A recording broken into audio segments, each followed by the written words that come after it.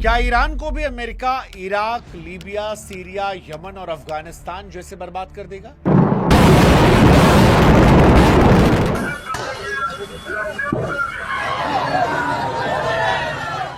देखिए, यह सवाल आज दुनिया के हर उस इंसान के मन में है जो अंतर्राष्ट्रीय राजनीति को समझता है, और खासकर जब ईरान के सबसे शक्तिशाली नेता अयतुल्ला अली खामनेई की मौत की खबर आई है। जिस तरह से उन्हें मारा गया है, उनके खानदान को खत्म कर दिया गया है, उनके फौजी साथियों को नेस्तनाबूद कर दिया गया है, उसके बाद सवाल यह उठ रहा है कि क्या अमेरिका अब ईरान को भी उन बाकी खाड़ी मुल्कों की तरह बर्बाद करेगा? अमेरिका की पुरानी फितरत रही है कि जो भी राष्ट्र उससे अलग राह चुनने की हिम्मत करता है, जो उसकी डॉलर की बात नहीं मानता है, जो उसकी हां में हां नहीं मिलाता है, अमेरिका वहां लोकतंत्र और शांति की स्थापना के नाम पर एंट्री लेने की कोशिश करता है। कई बार वो वहीं के लोगों को भिड़ा देता है, और कुल मिलाकर जो अमेरिका के साथ नहीं है उस हंसते खेलते देश को वो तबाह कर देता है। अनगिनत उदाहरण है, इतिहास गवाह है। आप पीछे मुड़कर देखिए, कोई भी देश जो दुश्मनी अमेरिका से मोल लेगा, उसकी नीतियों को चुनौती देगा, जैसे पाकिस्तान में इमरान खान ने दी थी, बांग्लादेश में शेख हसीना ने दी थी, अमेरिका उसे अपनी आंखों का कांटा बना लेता है। यह एक ऐसा पैटर्न है जहां पहले उस देश को आर्थिक रूप से अलग थलग किया जाता है, फिर वहां की सरकार के खिलाफ असंतोष भड़काया जाता है, अंत में जब महंगाई बढ़ जाती है, सरकार के खिलाफ गुस्सा होता है, तो वहां के संसाधनों पर कब्जा करने के लिए दखल दिया जाता है। अमेरिका वहां पर अपनी सेना, खुफिया एजेंसियों के जरिए तबाही मचाता है, और इसीलिए आज सवाल यह है कि क्या वो ईरान में भी ये काम करेगा? क्या तेल का खेल जो है, जो वेनेजुएला में दिखा, वैसा असर ईरान में भी दिखेगा? अमेरिका ने काम बहुत सारे देशों के साथ किया, जैसे इराक में तेल का व्यापार यूरो में करना सद्दाम हुसैन की बहुत बड़ी भूल थी, जिसके चलते वो बर्बाद हो गए।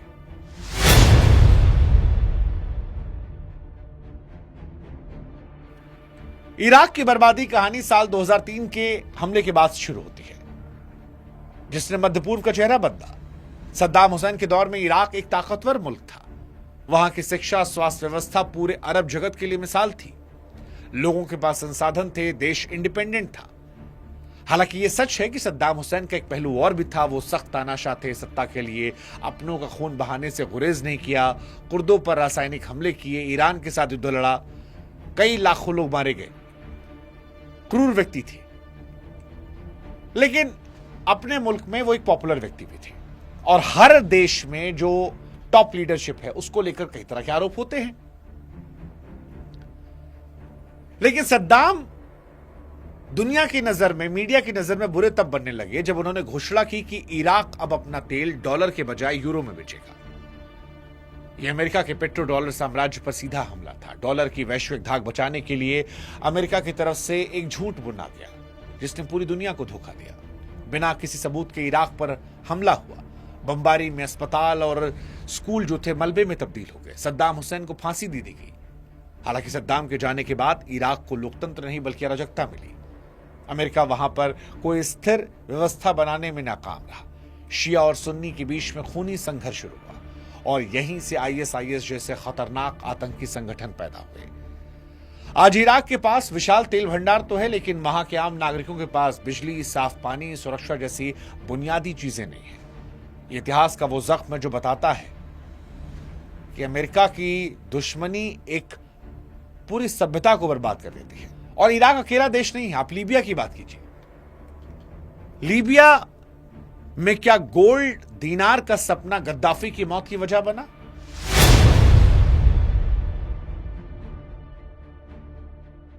गद्दाफी के नेतृत्व में अफ्रीका का सबसे अमीर और विकसित देश था लीबिया। आपको जानकर हैरानी होगी कि लीबिया की जनता को मिलने वाली सुविधाएं यूरोप के किसी भी देश को हैरान करती। लीबिया में बिजली मुफ्त थी, पेट्रोल पानी से सस्ता था, इलाज व शिक्षा पर सरकार कोई पैसा नहीं लेती थी। गद्दाफी ने ग्रेट मैन मेड रिवर जैसा प्रोजेक्ट बनाया जो रेगिस्तान के नीचे से मीठा पानी निकालता था।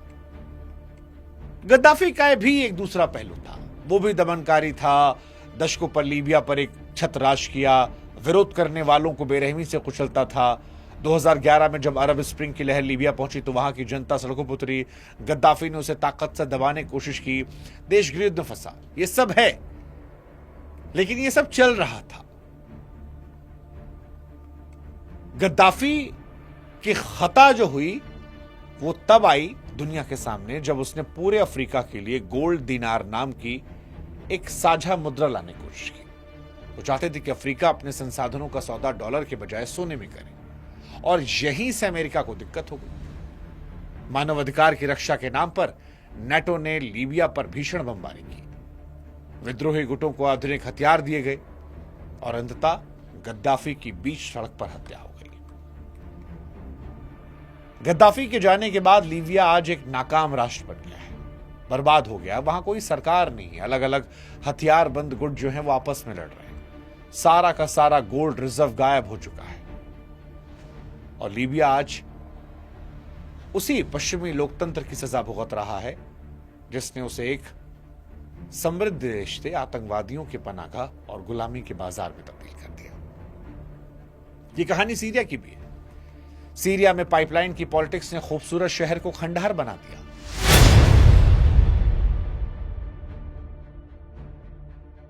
हां, सीरिया की बर्बादी का खेल सिर्फ एक शासक को हटाने के बारे में नहीं था, यह बड़े देशों के स्वार्थ और पाइपलाइन की पॉलिटिक्स का नतीजा था। सीरिया कभी अपनी संस्कृति, खूबसूरती, ऐतिहासिक इमारतों के लिए मशहूर था, लेकिन फिर उसकी भौगोलिक स्थिति उसकी दुश्मन बन गई।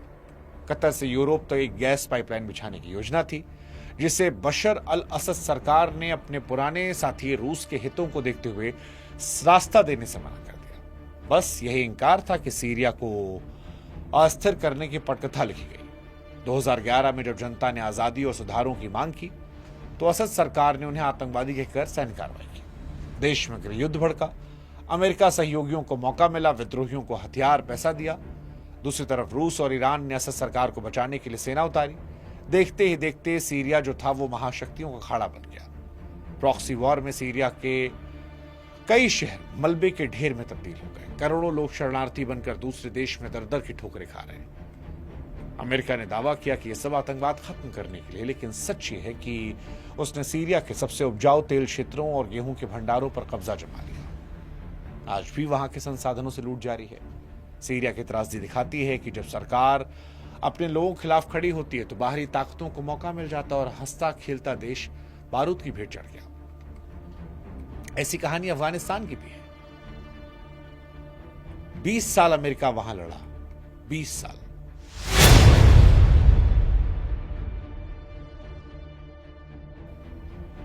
अफगानिस्तान की कहानी 20 साल की उस फरेब की है जिसे नेशन बिल्डिंग का नाम दिया गया।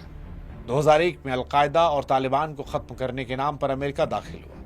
20 साल तक खरबों डॉलर के हथियार खपाए, लाखों बेगुनाह अफगानी नागरिक मारे।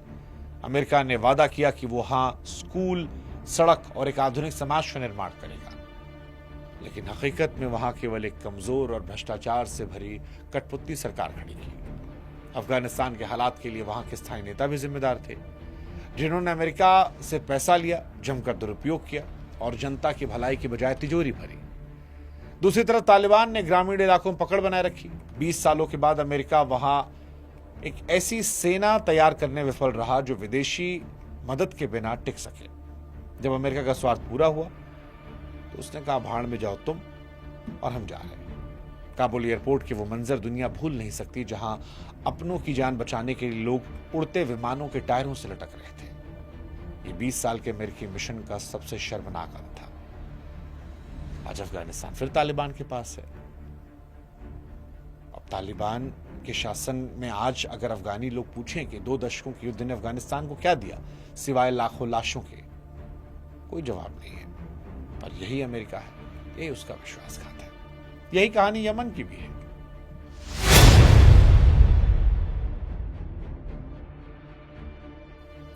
यमन की कहानी की बर्बादी इसलिए दुखद है क्योंकि यह दुनिया की आंखों के सामने हो रही है। दुनिया खामोश है। यमन में अमेरिका ने सीधे सेना नहीं उतारी, उसने अपने सहयोगियों को ऐसे घातक हथियार खुफिया जानकारी दी कि जिससे पूरा देश कब्रिस्तान बन गया। यमन के पास तो इराक जैसा तेल नहीं था, इसलिए अंतर्राष्ट्रीय मीडिया ने भी वहां हो रहे कत्लेआम की तरफ आंखें मूंद ली। यमन के हालात के लिए हुती विद्रोहियों और क्षेत्रीय शक्तियों, जिसमें सऊदी और ईरान है, उनके बीच का संघर्ष जिम्मेदार है। हुती ने जब सत्ता पर कब्जा किया तो वर्चस्व की लड़ाई बना दिया गया। अमेरिका की हथियारों की बिक्री की भूख ने आग में घी डाला। स्कूल, बाजारों पर बेरहमी से बम बरसाए गए और आज यमन दुनिया के सबसे भयानक मानवीय संकट से गुजर रहा है। कि माना जाता है कि हर 15-20 मिनट में एक बच्चा वहां भूख या कोई बीमारी से दम तोड़ता है।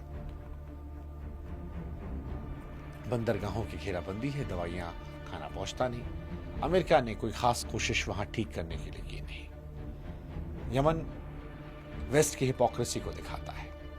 कुल मिलाकर कहे तो सारा खेल जो है वो अमेरिका के हित और डॉलर का है। सेकेंड वर्ल्ड वॉर के बाद अमेरिका ने दुनिया को एक ऐसी आर्थिक व्यवस्था में जकड़ा जहां दुनिया का सारा तेल सिर्फ डॉलर में खरीदा जाएगा। इसका मतलब यह है तेल किसी देश को खरीदना हो, पहले डॉलर पाओ। अमेरिका सिर्फ कागज का टुकड़ा छापता है और पूरी दुनिया पीछे भागती है, क्योंकि उसे अपनी अर्थव्यवस्था चलाने के लिए ऊर्जा की जरूरत है। दुनिया के कुल विदेशी मुद्रा भंडार का लगभग 60% हिस्सा डॉलर में है और यह व्यवस्था अमेरिका को बिना कुछ किए दुनिया पर राज करने की अनुमति देती है। जब कोई इसके खिलाफ जाता है, कोई स्वाभिमानी देश अपनी शर्तों पर अपनी मुद्रा में व्यापार करने की बात करता है, तो उसका हाल सद्दाम हुसैन, गद्दाफी जैसा होता है। यह अमेरिका है। कोई देश जैसे ही थोड़ा दाएं बाएं होगा उसे तानाशाह, आतंकवादी, फिर अमेरिका के पास मीडिया है, प्रोपेगेंडा खेल करके उस देश को बर्बाद कर देना। आज रूस और चीन जैसे देश अपनी मुद्राओं में व्यापार को बढ़ावा देकर चुनौती दे रहे हैं और अमेरिका की बौखलाहट आपको दिखती है। हिंदुस्तान के केस में देखा आपने क्या बौखलाहट थी, रूस से तेल मत खरीदना। अब सवाल यह है कि ईरान को क्या वो बर्बाद करेगा। ईरान के मामले में थोड़ी रणनीति अलग है, क्योंकि वो जानता है कि ईरान इराक या लीबिया जैसा कमजोर शिकार नहीं है। ईरान के पास एक संगठित सेना है। फिर भी हालांकि खामनेई को तो मार दिया, लेकिन फिर भी जो ईरान के साथ अमेरिका कर रहा है उसे आप आर्थिक आतंकवाद कह सकते हैं। कड़े प्रतिबंधों के जरिए ईरान की मुद्रा को इतना कमजोर किया गया कि आम लोग सरकार से नफरत करने लगे। वहां के मरीजों की दवाओं पर असर पड़ता है, जो दवा तक नहीं खरीद सकते। ईरान पर सिर्फ आर्थिक नहीं बल्कि तकनीकी हमले हुए, वैज्ञानिकों को निशाना बनाया गया, कंप्यूटर सिस्टम पर साइबर अटैक हुए। अमेरिका की असल नजर ईरान के उन विशाल तेल और गैस भंडारों पर है जिन्हें नियंत्रण में लेना चाहता है। वो चाहता है कि ईरान में कोई ऐसी कठपुतली सरकार आए जो वॉशिंगटन के सहारे पर नाचे। खामनेई के बाद नेतृत्व के बदलाव की स्थिति में अमेरिका पूरी कोशिश करेगा कि वहां गृह युद्ध जैसी स्थिति पैदा हो। अब ईरान को समझना है कि उसे बर्बाद होना है या नहीं। ईरान की डबल लड़ाई है, बाहर अमेरिका इजराइल से, अंदर अपने घर के लोगों से। ईरान समझा तो ठीक है, नहीं तो उसका हाल भी इराक, सीरिया, लेबनान जैसा हो जाएगा। सवाल इसीलिए दुनिया पूछती है, क्या इतिहास खुद को दोहराएगा? क्या दुनिया एक और महान गौरवशाली राष्ट्र को मलबे में बदलते देखेगी? इतिहास बार बार चेतावनी देता है कि बाहरी हस्तक्षेप आज तक किसी भी देश के लिए खुशहाली या शांति लेकर नहीं आया। इराक की तबाही हो, लीबिया की अराजकता, सीरिया का लहू, अफगानिस्तान का धोखा, हर बार कहानी एक है। ऐसा कोई सगा नहीं अमेरिका जिसको अमेरिका ने ठगा नहीं। ना खाता ना बही, जो अमेरिका के हित में वही सही। अमेरिका अपने निजी हितों के लिए कुचलता रहता है। अब दुनिया को भी समझना होगा कि अमेरिका जब सुधार की बात करे या दूसरे देश में सेना भेजे तो उसका मकसद वहां के लोगों का भला करना नहीं है, बल्कि make America great again. Iran आज एक ऐसी अग्नि परीक्षा से गुजर रहा है। यदि वहां के लोग प्रोपेगेंडा का शिकार होकर लड़े तो ईरान का नाम भी इन्हीं देशों की सूची में शामिल हो जाएगा। इतिहास हमें सिखाता है अपनी आजादी की रक्षा खुद करनी पड़ती है, वरना आजाद करने वाले आपको गुलाम बना लेते हैं। वक्त है कि दुनिया इस खतरनाक पैटर्न को पहचाने और एक तबाही होने से रोके। बाकी जाते थे आप हमारे व्हाट्सएप चैनल से जरूर जुड़िएगा ताकि ये सारी कहानी आप तक पहुंच सके।